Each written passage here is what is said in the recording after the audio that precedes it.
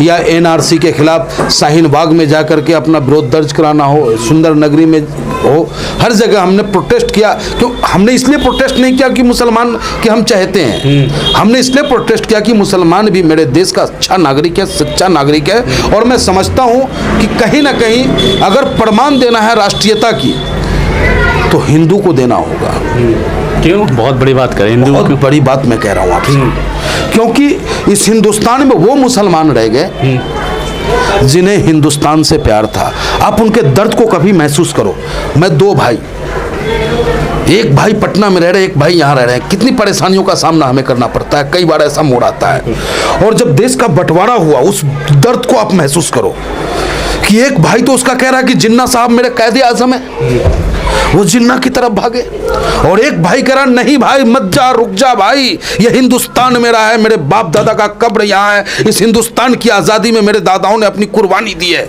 लेकिन जब वो जिन्ना का चाहने वाला नहीं माना तो उसे ठुकरा दिया, लेकिन देश को नहीं ठुकराया यहाँ के मुसलमानों ने। तो जो हिंदुस्तान में हमारे मुसलमान भाई रह गए वाकई में सैल्यूट के काबिल है। और हम हिंदू भाइयों की जिम्मेदारी बनती है कि अपने छोटे भाई को प्यार से पुचकार के संभाल के रखे, न कि बार बार उनके ऊपर उंगलियां उठाए।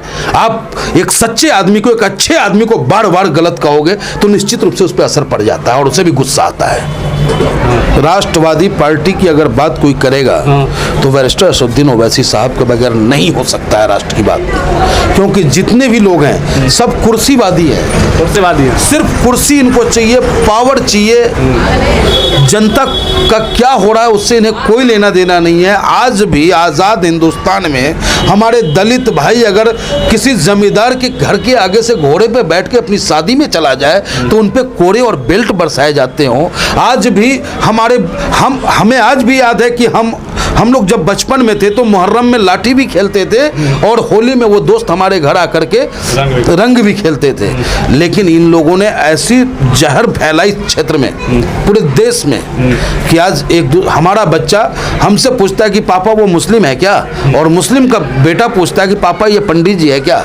ये शब्द जो इजाद हुआ है ये कुछ वर्षों में हुआ है, जो कहीं ना कहीं देश के लिए घातक है। देखिए, देश की आज़ादी में हर किसी का योगदान रहा।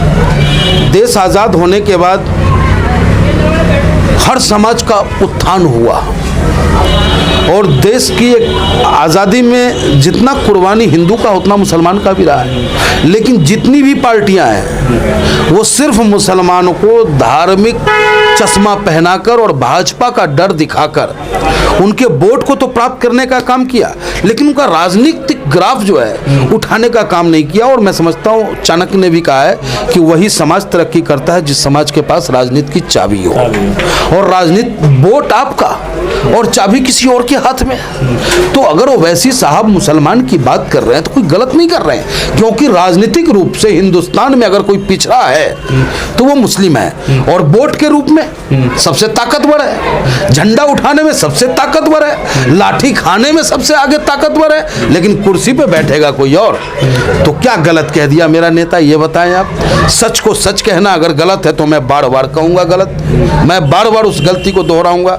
अगर सरकार गलत निर्णय लेती है, जनहित में निर्णय नहीं होता है, और उनके खिलाफ आवाज उठाऊं और सरकार हमें कहता हो राष्ट्रद्रोही, तो मैं वो कहलाना पसंद करूंगा, क्योंकि मैं भगत सिंह, चंद्रशेखर आजाद, अशफाक उल्लाह के वंशजों में से हूँ। अंग्रेजों के खिलाफ भी हमारे बुजुर्गों ने आवाज़ उठाया था जब जब अंग्रेज ने गलत किया।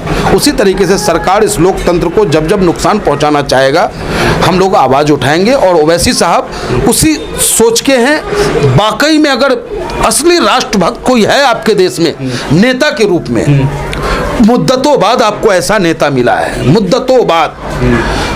होंगे नेहरू जी आए होंगे, उन्होंने जो किया किया, लेकिन अब जो राजनीति है इस राजनीति में बैरिस्टर असदुद्दीन ओवैसी साहब की आवश्यकता है।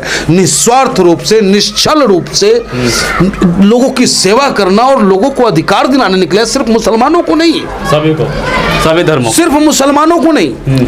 अगर हम ब्राह्मण में भी पिछड़े लोग हैं, हम ब्राह्मण में भी तो लोग गरीब हैं, उन गरीब आज भी सैकड़ों लाखों ब्राह्मण आपको ऐसे मिल जाएंगे जिनके घर पे झोपड़ा नहीं है, छप्पर नहीं है, लेकिन ब्राह्मणत्व के नाम पर उनका शोषण होता है।